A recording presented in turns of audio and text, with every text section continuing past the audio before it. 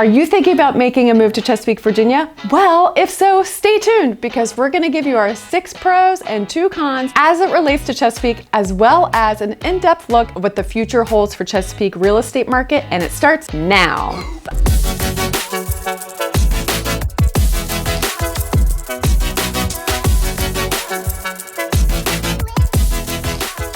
Hey, I'm Rachel, and this is my handsome stud, Jonathan Beasley, and welcome back to our channel. We are genuine natives to the Hampton Roads area and thoroughly enjoy educating folks all about Hampton Roads community has to offer, as well as discussing real estate here. If you enjoyed this video, would you take a second and hit the subscribe button below? Hit the like button, that would mean a ton to us. Feel free to leave comments or ask questions below. And each and every week, we are gonna roll out a different video because we are eager to connect with you and serve you in any way we can. All right, now let's get into it. So Chesapeake, while it's really one city, it can be divided up into like 4 distinct segments. So we're gonna take a very brief sort of micro look at each of those 4 segments, and they are Western Branch, Deep Creek, South Norfolk or Sono, and South Chesapeake. And then we'll zoom back out and sort of give you the broader pros and cons of our perspective on Chesapeake, and we'll see what you think about what we have to say. So just know that Chesapeake is a rather large city, and the vibe and feel can vary greatly depending on what area you're actually dialing in your focus and concentrating on. So let's start with Western Branch. Called Western Branch for obvious reasons. It's in the westernmost portion of Chesapeake, and it borders Suffolk on the west side and I think on the north side, and to the east is Portsmouth, or Churchland, actually one of the nicer areas in Portsmouth. Western Branch has sort of like a small town feel, and there are a lot of people that live there that grew up there, so that says a lot about the community itself, that people like it so much they don't move. So true. But it definitely has sort of like a small town community feel, and a lot of the people know a lot of the people there, which is, depending on what your perspective is, can be a really cool thing. Then there's Deep Creek. Deep Creek's located about 20 minutes from Norfolk and Virginia Beach, and it has more of like an industrial feel, and I don't say that as necessarily a bad thing, it's just there's a lot of industrial buildings. Yeah. It's an older area, it just has an old feel to it. A lot of the area was developed in like the 60s, 70s, and 80s. You don't see a lot of new development or new construction neighborhoods going up. You'll see a lot of homes built in the 70s and 80s, like that 14 to 1800 square foot ranch type of deal. So the cool thing is Deep Creek is pretty fair and reasonable in terms of real estate affordability. So especially depending on what your budget is, if you're looking for an entry point into owning your home, Deep Creek could present a good option for you. Then there's South Norfolk, or Sono. Oh, oh Sono.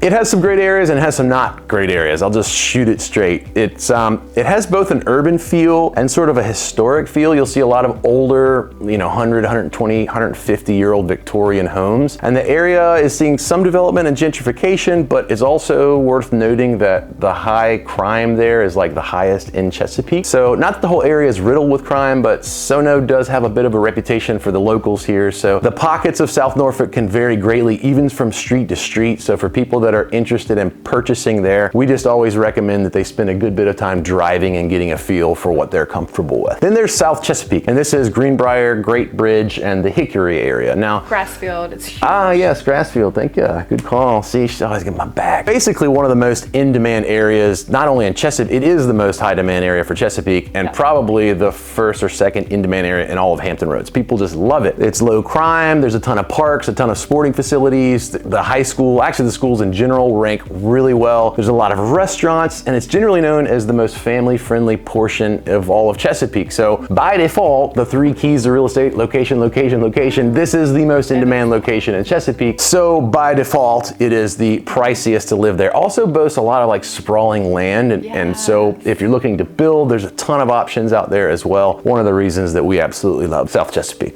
So let's get back to the macro view and the pros and cons. And Mom always taught me when I was a boy, if you couldn't say something nice, be vague. Be vague, don't say anything at all. Yeah, so in this case, why don't we start with the positives, and then we'll loop back around to the couple things that we may want to challenge our viewers to consider. So number 1 pro about Chesapeake is the quality of school districts. Chesapeake is served by the Chesapeake Public School System, which offers education to more than 39,000 students at 45 schools, each with its own active parent-teacher association and 2 educational centers. Students from kindergarten through 12th grade can receive a respectable education at the Chesapeake schools, which include Western Branch High School, Greenbrier Primary School, Grassfield Middle, High, Hickory, Great Bridge. You just keep naming them. The schools they have a really good reputation. The district also supports its own radio station and TV station. How cool is that? And has a distinct educational facilities, such as the Chesapeake Planetarium.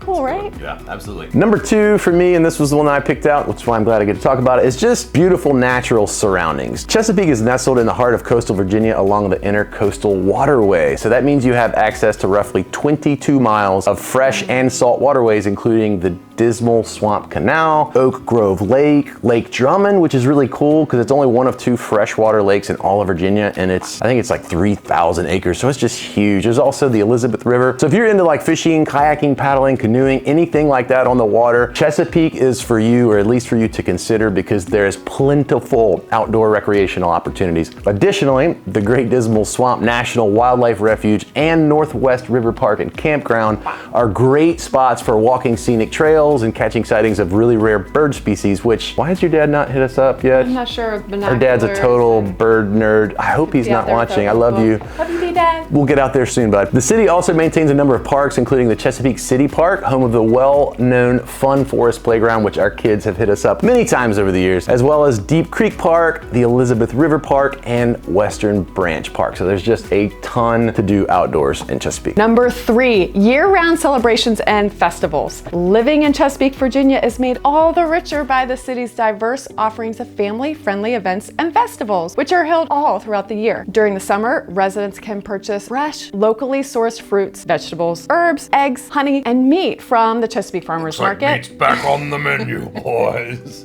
All the freshness there. Chesapeake also hosts and participates in several festivals, including the Chesapeake Wine Festival, which we like to enjoy, Virginia Arts Festival, Chesapeake Jubilee, which is a lot of fun if you like music, the Dismal Swamp Stomp Running Festival. That's a mouthful. Keep Try saying that 5 Dismal times Swamp fast. Stomp. It's fun to say, actually. Try it.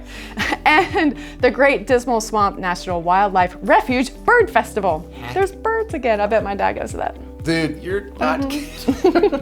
Why are we busting on pops? I don't know. Foods, man. You don't have to be a foodie to love Chesapeake because there's just so much to love. If you're not a foodie, that doesn't make any sense, but just stick in there with me. Every October, the city celebrates Chesapeake Restaurant Week, and that's because there's a lot to celebrate. Chesapeake's dining options include more than chain restaurants and fast food. There's a lot of local favorites, including Lockside, a taste of home, Andiamo Pizza, which is awesome. I'm a sucker for Italian. Takichi, Japanese Bistro, the Courthouse Cafe, the Cutting Edge Cafe, City Deli, and we'll give you our 3 favorite places actually at the end of this video. Just know that you are not going to be disappointed with the food options in Chesapeake. No. And number 5, attractions galore, you guys. You don't have to be an outdoors enthusiast or a foodie to enjoy living in Chesapeake, Virginia. The city offers a number of other attractions to include 2 of the largest bowling alleys in the state. Kind of cool, right? The Chilled Ponds Ice Sports Complex. So you can go like ice skating. They have like hockey for the kids and things like that. Chesapeake Arboretum, Cloud 9 Trampoline Park, which that is so much fun. I mean, you don't have to have kids to have fun there, I'm just saying. Just watch the knees though, be careful. Knees and ankles. And toes. Greenbrier Family Skating Center, and lots of other attractions. Chesapeake is known for its rich history as well, and is home to top-notch vintage stores, in addition to plenty other retail establishments. And then lastly, central location. Generally speaking, Chesapeake has easy access to all the other areas at Hampton Roads. There is one caveat: if you're a big beach goer and you like the oceanfront, or you want to get close to the oceanfront, Western Branch in particular is like 35 to 40 minute drive. But to everywhere else, if you're wanting to avoid having to drive through the tunnels on a regular basis, Chesapeake is a great option because it offers a lot of pathways to avoid tunnels and the tunnel traffic.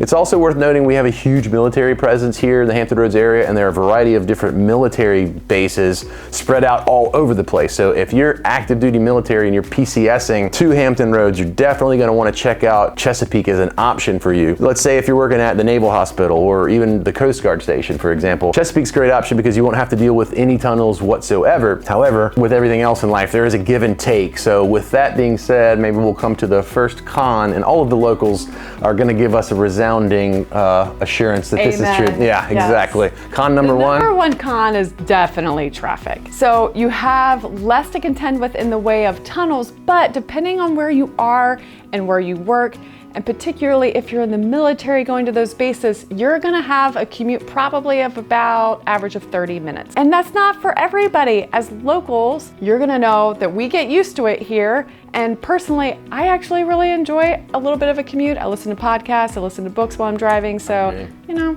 I don't mind it. Con number two is gonna be the nightlife, or should I say the lack thereof. There's just not, you're never gonna hear someone come up to you and be like, dude, you gotta come to Chesapeake, it rocks. The parties are amazing. Like that's not, you're not gonna hear that. You're not gonna hear that in Chesapeake.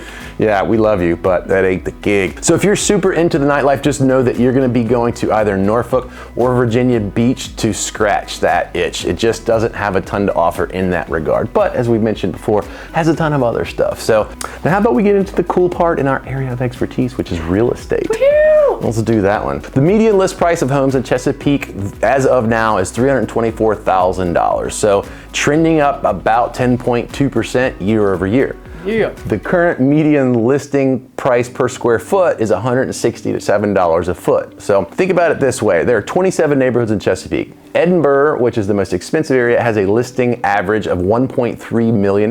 Makes it the most expensive neighborhood in Chesapeake. Stonebridge Landing, which is close to Chesapeake Square Mall in the Western Branch area, it's the most affordable neighborhood with a median list price of $195,000. So you see sort of a broad spectrum in a wide range of price range and really options in Chesapeake. Everything from like small ranch houses to 25 acres, basically 7,000 square foot of all that you want. The median days on market is still under 30 days, and as of this video, demand has not slowed down and even appears to still be pushing appreciation and prices higher. More than 50% of the homes listed that actively list go to contract above asking price. So as long as demand continues to outweigh supply in this regard, and short of global or national economic disaster, we are extremely bullish on Chesapeake because supply simply cannot keep up with demand, and the reputation overall is really good. The residents absolutely enjoy living there. So now let's get into our favorite eateries. And I'm kind of excited because you have a unique one to suggest. Yes. You gotta try out Ong's Sushi Bistro.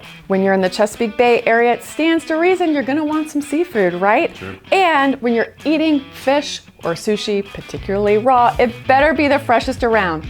And that's what you get when you head over to Ong's Sushi Bistro, where you'll find various sushi rolls, and all of their cuts of fish are fresh and offer traditional Asian salads and amazing noodle dishes.